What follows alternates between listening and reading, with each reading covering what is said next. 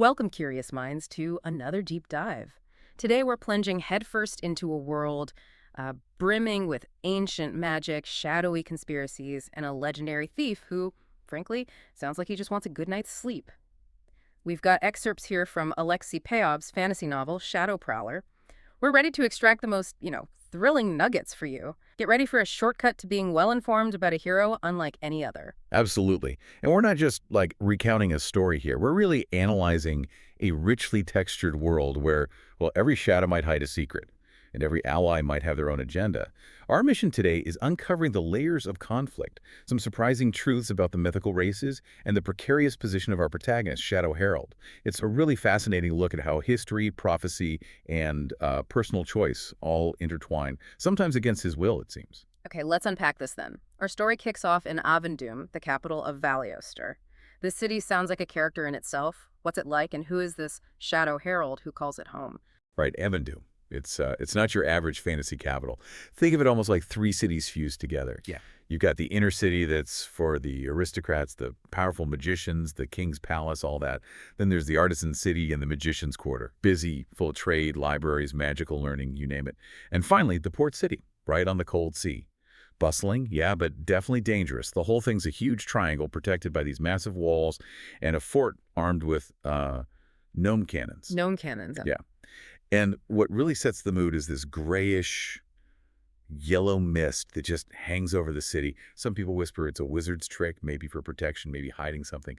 And this is Harold's turf. He actually says, night is the best time for my kind. Ah, okay. He is Shadow Herald, legendary master thief of Avendoom who has never once been taken by the guards. That's his claim to fame. He's very pragmatic, got this witty outlook, sees himself as a free hunter. Yeah. Definitely not someone who'd knuckle under to a fat-bellied pickpocket. You think. He means the Thieves Guild boss there. He's outside even that structure. So he's basically the city's most elusive badass, and he prefers the night. I love that image. He's independent. Exactly. Totally operates outside the established hierarchies, even the criminal ones. Yeah. And that independence is key. It means he doesn't owe loyalty to anyone, which, as we'll see, becomes both his greatest strength and, well, his biggest problem when the real trouble starts. Right, because his relatively peaceful life, peaceful for a master thief, gets completely shattered. There's a royal summons about a dire threat. The Nameless One. Who is this guy, and what's the big deal? This sounds serious. Yeah, this is where it gets really interesting. The Nameless One is not your everyday villain. Yeah. He's ancient history come back to bite them. He was once Grok, a very talented magician, actually the twin brother of a famous General Grok. This magician Grok was executed like 500 years ago for treason. This was during the Quiet Times. Quiet Times. Sounds ironic. Very. It was right before a huge orc invasion. Grok was blamed for failing to help Avendoom defend itself. But here's the thing. He didn't really die. He learned Kronk'amore. Kronk'amore. Yeah, it's this forbidden, really nasty ogre sorcery. Basically lets a spirit survive death, take over other bodies, makes him almost immortal, incredibly dangerous. And now, after 5 centuries, he's stirring out in the desolate lands. He's raising an army, giants, ogres, all sorts of nasty creatures, aiming for revenge against Valiostr. Okay, wow. So how do you even stop something like that? Well, there's supposedly one thing, the Rainbow Horn. It's a legendary artifact the ogres themselves created, specifically to counter Kronk'amore. And the irony, it was gifted to Grok by the Dark Elves way back when, and then buried with him in his tomb, Hatrad's Spine. So the only weapon is buried with the guy they need to use it against. Classic. Pretty much. And the stakes couldn't be higher. Previous expeditions to get the horn, total disasters. The first one, none returned. The second, only one came back. Completely insane. Oh, great. Yeah, it highlights just how insanely dangerous this mission Harold's being pushed into really is. So a vengeful ghost wizard, technically an ancient counterspell artifact buried with him, and a massive army coming. Got it. And our hero, Harold, is basically strong-armed into this, because the alternative is prison. Yep. Archmagician Alistan, the king's top magic guy, basically tells him, look, you do this, or you take a ride to the Greystone's prison. It puts Harold right back where he hates being a pawn. Yeah. Very skilled pawn, sure, but still forced to choose between two awful options. His freedom, gone. Okay, but as if one world-ending threat isn't enough, it seems Harold also stumbles into something else.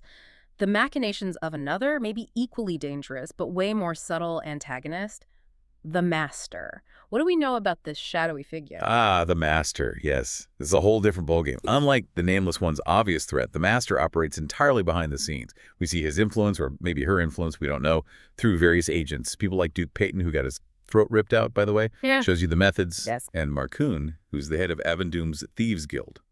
So the Master has pull in the underworld, too. Then there are other figures mentioned, like Paleface and Swolvik. It's a network.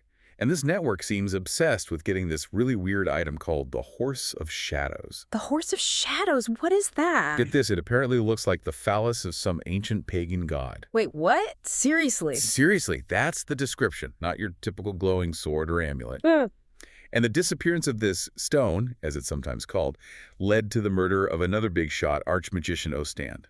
Harold gets tangled up directly when these goat people, the Dorlicians, attack him demanding their horse.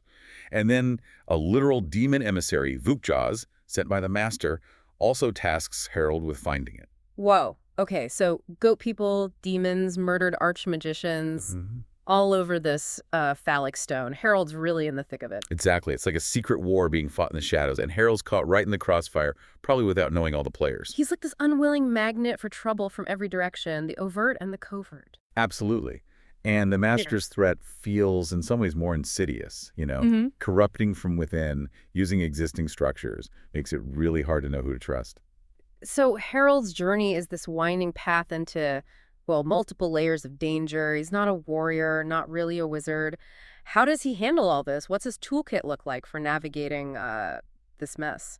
Yeah, he's definitely forced to adapt. He relies heavily on his sharp mind, his thief skills, sure, but also some really unique contacts and gear. He goes to see Bolt. This guy's a former Wild Heart scout that's like elite special forces, who's now a librarian. A librarian scout. Okay, that's a combo. Right. Bolt gets him crucial maps of the forbidden zones, like around Heterad's spine. Invaluable intel. Then he gets specialized equipment from a dwarf tradesman, Hanschel, custom crossbow, that sort of thing. Hanschel even provides a transport spell in a bottle, like instant teleportation. Harold usually saved that for big heists, but now... He needs it just to survive day to day. Pretty much. His trip into the Forbidden Territory, just within Avendoom, is already bad enough. Encounters with living mist, these animated dead men, basically zombies thanks to ogre shamanism collapsing ruins. But here's the weirdest part. He starts getting mental guidance. A voice in his head. A voice? Whose voice? It seems to be the spirit of Archmagician Valder. He died centuries ago during the Order's last disastrous attempt to use the Rainbow Horn. This voice literally saves Harold's life multiple times. Warns him away from danger, like this creepy child's lass pursuing him, or deadly mist. A ghost magician navigator in his head. Okay, that's definitely not standard thief equipment. Not at all. It really points to something else going on, maybe destiny, maybe just sheer magical weirdness.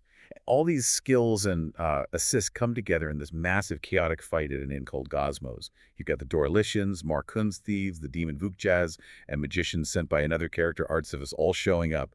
Ends with Markun losing his head, literally, and the demon getting captured. Just total chaos. So a thief using library maps, dwarf tech, and a ghost co-pilot. That's quite the unique skill set he's developing, or having thrust upon him. Exactly. He's being pushed, shaped by these events. He's not just reacting. He's acquiring knowledge, tools, even supernatural help. He's becoming something more than just a thief, whether he likes it or not. And beyond the immediate fights and chases, Harold's journey seems to uncover deeper stuff too, right? Almost prophetic layers. What's this about goblins and their prophecies? And what other hidden truths about artifacts pop up? Yeah, the world's history starts to bleed into the present in really strange ways. The king has this goblin jester, Klee Klee.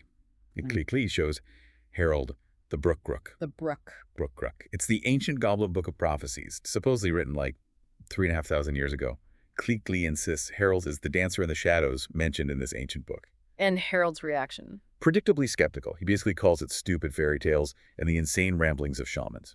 Typical Harold. He's not buying into the whole destiny thing. Not overtly, no.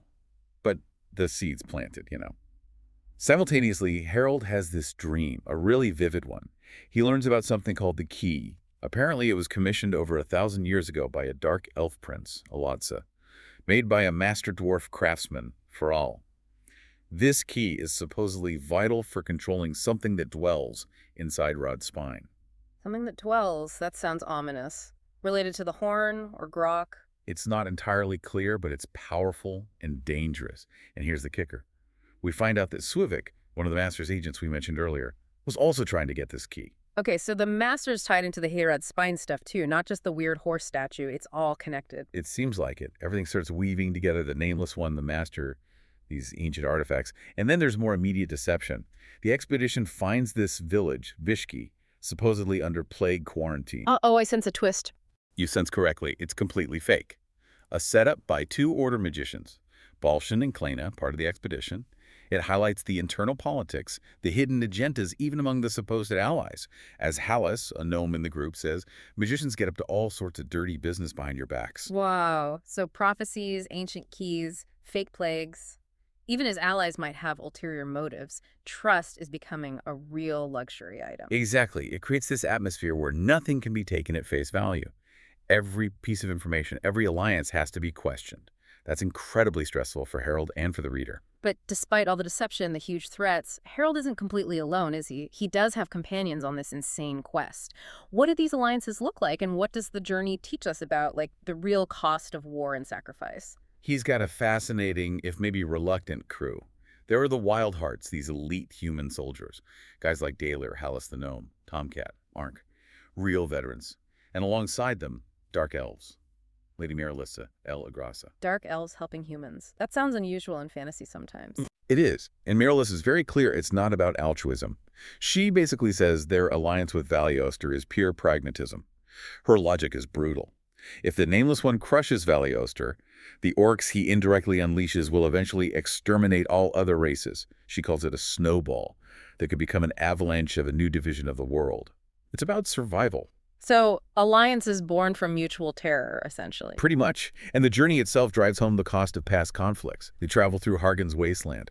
Turns out, this desolate place is where the legendary Dog Swallows Brigade, a human unit, sacrificed itself 5 centuries ago to stop an orc invasion. It's this forgotten heroism.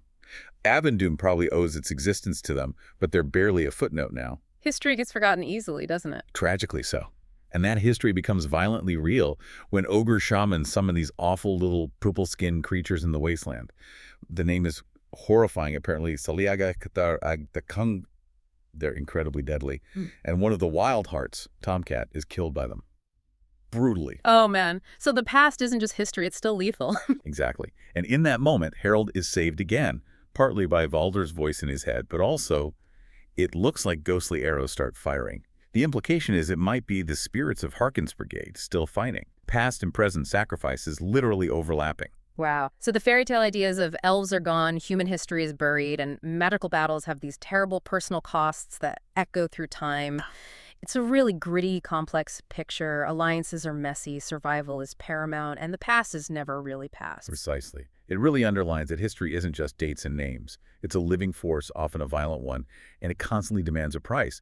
And Harold, this guy who just wanted to steal things and be left alone, is now right in the thick of these centuries-old debts and conflicts. What a deep dive that was. We've journeyed through Avendoom's misty streets, face down, ghost wizards and zombies, uncovered conspiracies within conspiracies, and watched both ancient prophecies and very immediate, painful sacrifices unfold. Harold, the legendary thief, he's so much more than he seems, isn't he? Just this reluctant hero caught right in the middle of all these powerful, often hidden forces. Indeed, we've really seen how these grand narratives, kingdoms, ancient evils, hidden masters are all shaped by, long-forgotten histories, but also by very immediate individual choices. The world of Ciala, it feels like a place where knowledge, power, even the basic truth is constantly shifting. You adapt or you get crushed. Harold seems to be adapting, just barely. So, after digging through all this, what's the big takeaway for you, for our listeners? Well, Harold's journey kind of forces us to think, doesn't it, about how hidden histories or subtle influences, maybe even the real motives behind alliances in our own lives, might be shaping our path. It's maybe a reminder to question appearances, to look a bit deeper sometimes. So the question to mull over is, what unseen forces might be guiding your journey, and how far would you really trust your allies to help you figure them out? Something to think about until our next deep dive.